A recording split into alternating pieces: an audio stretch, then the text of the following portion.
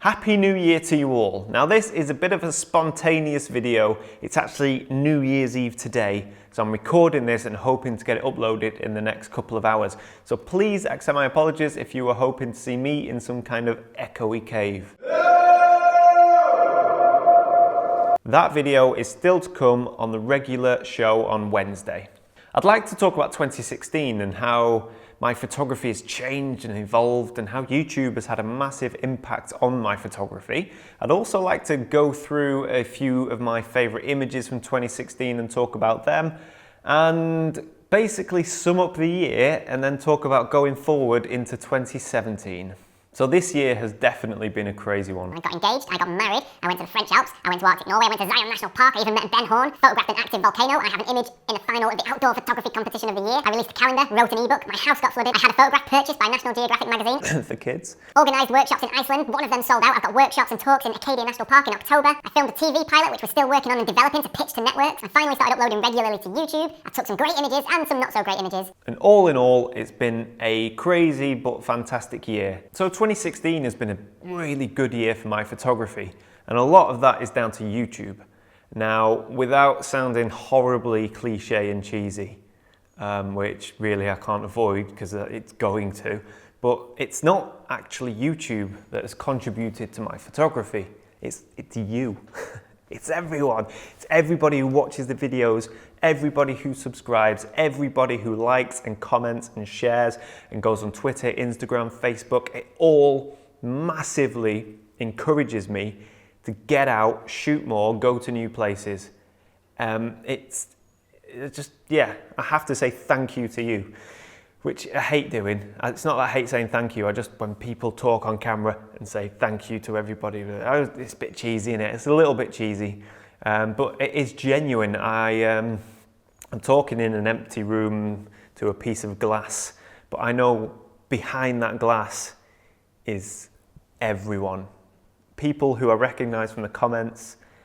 You're all like really, really, really good. So yes, that's it. You're all good. Thank you. But it is because of you that my photography has changed and has moved forward in the way that it has. So today is New Year's Eve, and I expect a lot of you have some fantastic resolutions to do with photography. And one of those resolutions might be to start a photography YouTube channel. Now, would I recommend starting a YouTube channel for photography? Absolutely 100% yes. YouTube is huge. It's the second biggest search engine on the internet after Google. But if you're going to do it for the right reasons. If you're doing it for money and fame and notoriety or anything like that, it won't work. You'll be bitterly disappointed and your channel will probably fail. But if you're doing it because you love photography and you're passionate about it and you want to share that passion, or you want to share your images and have people see your images, more people see your images, or you want to educate people, give tips and that kind of thing, or you want to entertain, or even you want to get people over to your blog to read more content and that kind of thing, then yes, because you'll be doing it for the reasons of passion. And that works, because then you shoot what you want to shoot and you share it and you believe in it. If you're doing it for money and all that kind of thing, you'll fail, because you'll start like looking up things that you think might be popular, and you'll be making videos not because you love what you're doing, but because you think it might earn you a few quid. Let me tell you, YouTube does not make you rich. Well, it does. Yeah, it can make some people very rich. But I mean, look at me, for example. I probably get anywhere between 200 to 300,000 views a month on my channel-ish. I don't know, I haven't checked. But I get in ad revenue about 400, 500 pound-ish. It varies. Now, don't get me wrong, it's better than a poke in the eye, but that amount of money doesn't reflect the amount of work that goes into it. But what you don't gain in money and lose in time and effort, you massively make up for in so many other areas. I started my channel about 2 years ago because I couldn't find anything similar that I wanted to watch and enjoy. So I thought, okay, I'm gonna go and I'm gonna make that. And I really wanted to inspire people, and also, I'm gonna be honest, I wanted my images seen by more people. But I had no idea that the channel would grow, or even could grow, to the sort of size that it has. So yeah, just go out and do it, but do it for the love of doing it and not for any other reason. I'd now like to talk about some of my favourite images from 2016 in no particular order. I'll just talk about why I like them and why I think they're my favourites from 2016. I'm going to start with this image, which is a photograph taken in the French Alps at a place called Mer de Glace. I absolutely love this image for many reasons, but probably not the reason you think. I think it's a very striking image. Compositionally, it's just lovely. There's some lovely light, there's lots of drama, and it really does give you that feel of the elements and being out in the wilderness. It was fantastic, but the main reason that I love this image is because I actually got up, got out, and took the photograph. That sounds silly, we'll go and take photographs, but this, because it was taken in the French Alps, it's a location that I've always wanted to visit, but never really had the confidence to go there and hike into the mountains on my own. Now, to get this image, I had to fly to Switzerland, hire a car, drive to the Alps, hike up to this spot at about 4 in the morning to get the sunrise. Now, I'm under no illusion, you can get a train to this spot, okay? It's not that remote, but what you can't do is get a train there at 5, 6 in the morning for sunrise. The trains don't run until 9 o'clock, so the effort really had to be put in to be able to capture this image that you see here. And it was just one of those it moments. It was one of those moments where I said, do you know what?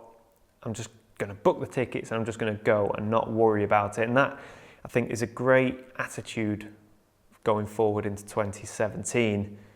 Just don't worry about the what ifs and just get out there and just do it. And yeah, it can be quite irresponsible. But if you don't have the courage to take that leap of faith and to get out of your comfort zone, you're really never going to achieve anything that you picture in your mind's eye and all the stuff you want to do. So there gets to a point where one day, I'll do that one day, I'd love to do this one day. Like, you have to realize that one day, that day has to happen. So sometimes it's good to just forget all of your concerns and just book those plane tickets.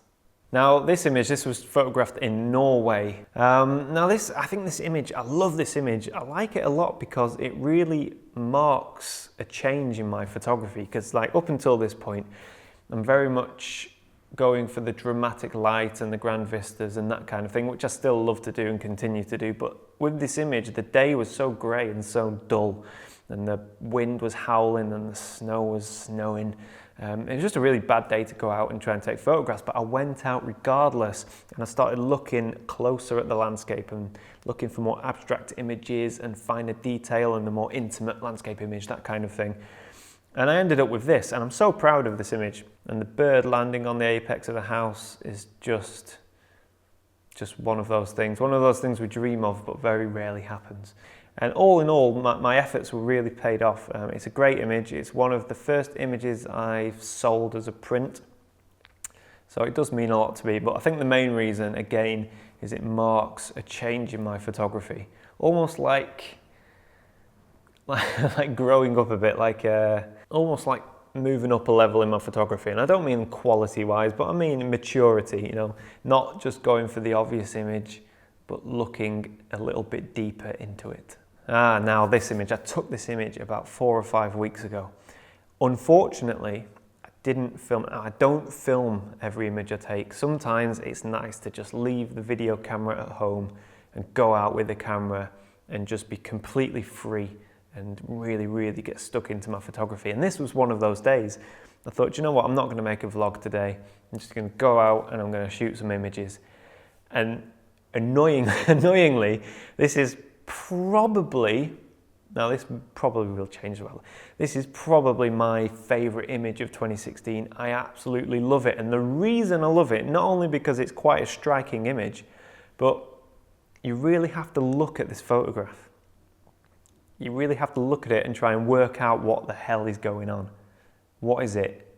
Are they falling leaves? What's that in the background? It doesn't even look like a real photograph. It looks graphical, but trust me, this is 100%, well, it is edited, but no hocus pocus. It's just a straight image, polarizer, and then a few tweaks in Lightroom with some curves and some levels and a bit of saturation, that kind of thing, but nothing out of the ordinary.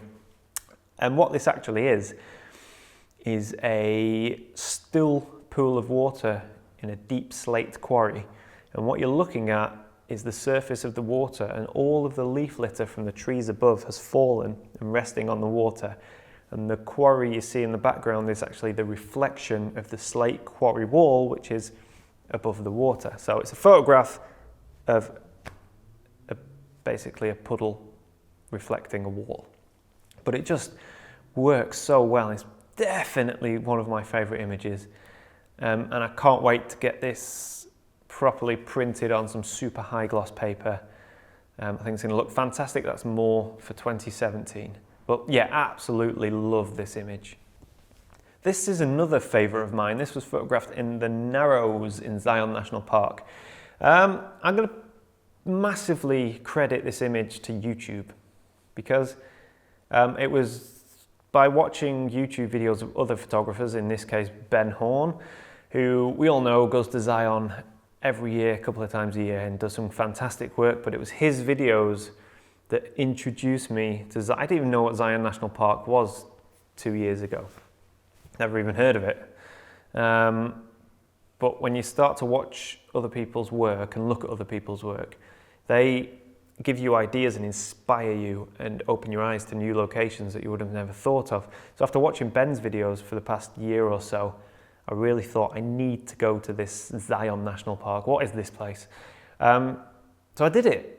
And actually, surprisingly, it's easy to get to. If you want to go there and you're in the UK, fly to Vegas, which is, you can get some really good deals on flights to Vegas, hire a car, and it's about 2 hours from Vegas. So really accessible. But yeah, this image is the result of a lot of dreaming, a lot of being inspired, and then a lot of making it all happen. So, you know, when I was there in the Narrows with my camera, and although I didn't get the light that I wanted, it was still incredibly surreal to think that, like, this time last year, I didn't even know this place existed, and now I'm stood here getting my feet wet. And this is the result, and it's a lovely image. It's great. And to say I worked hard for this image is an understatement, and I don't mean the 2-hour hike into the Narrows. What I mean is the years of dreaming, then a bit of planning, then traveling, being inspired and getting there. So it's, again, it comes down to making things happen. And this image, again, represents that quite well. Love it. Fantastic image. Now this image, this is my last one of 2016. My last favourite image. It's an incredibly late entry into the 2016 favourite image league table. This was photographed 2 days ago. Now in the UK, if we get a cold snap, you've got to get on it, because it can go in a day. I mean, 2 days ago this was photographed, -3 degrees Celsius. New Year's Eve today, 11 degrees. That's the fluctuations that we have in this country. So if you get a cold snap, get on it, get out and take advantage, which is exactly what I did. And this is one of many results, actually. I've taken a few images on this morning, and you'll be glad to hear I did do a YouTube video. It's not been edited yet, but you'll see that in a few weeks, I'm sure.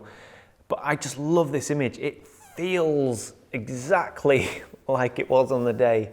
It was freezing cold, beautifully crisp and still, and it's just fantastic. The blues you see, the sky reflects out, the sun's out at this point, it's hitting this tree from the side, and above our heads, completely blue skies. So any light that is in the shade, i.e. not in direct sunlight, is very, very cold and blue.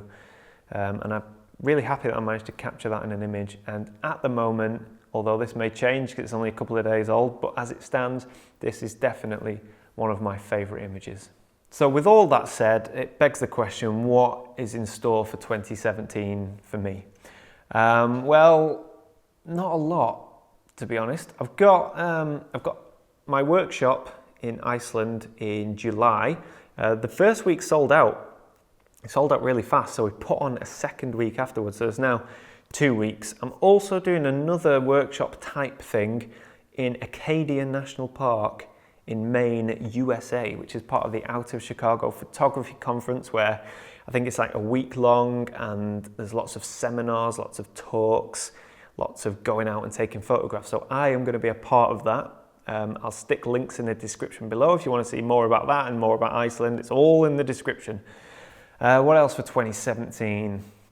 My TV show, I know there's probably people who are dying to know what's going on with that. I knew it would be difficult, and it is very difficult, has been difficult. But I signed a contract with a TV producer who basically is going to work with me to develop the idea to make it more TV friendly, and hopefully we will then be able to pitch this to a couple of networks.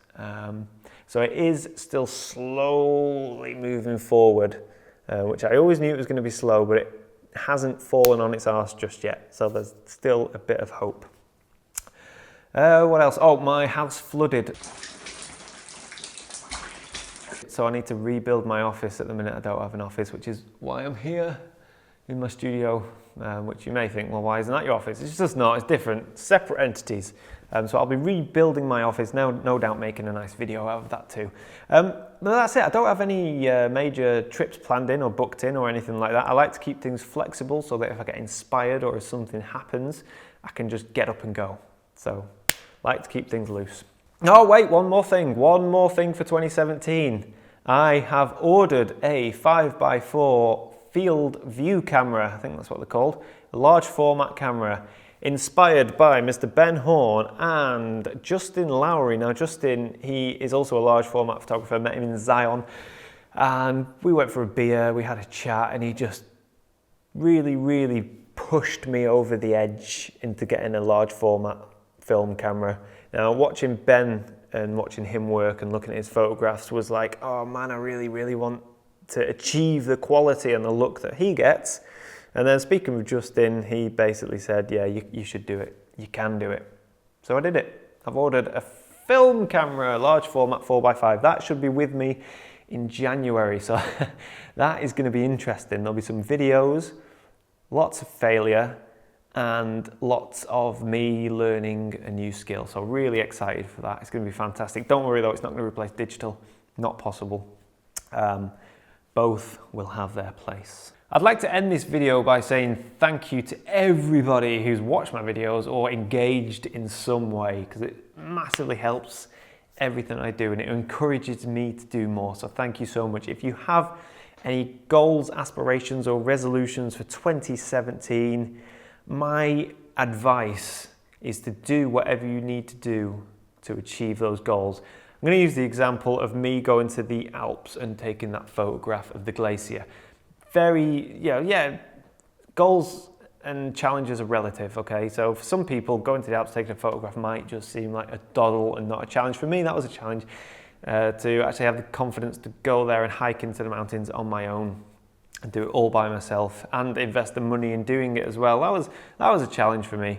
But you know what I did? I just said, F it, and I did it. And I wrote down what I wanted to achieve, and I wrote down the obstacles that were stopping me achieving these, or what I thought were stopping me achieving these goals. And then I just worked it out logically. And it's very easy to do. And I don't regret it. I would totally have regretted not doing it. But no, I did it and I'm very happy. And there's lots of other things, small things as well, like getting up early, going out filming more, that kind of thing. So if you do have these aspirations, you maybe want to start a YouTube channel, or buy a new camera, or buy a camera, or travel to a certain location, and you're coming up with excuses or reasons why you can't do it or why you shouldn't do it, I fully encourage you to just be a little bit irresponsible, forget all of the obstacles or work around them and make it happen, because it will change your life, definitely. Right, I'm sounding like one of those self-help people now, so I'm going to end it there. Do lots of photography in 2017 and tune in every Wednesday for more videos. All right, bye for now.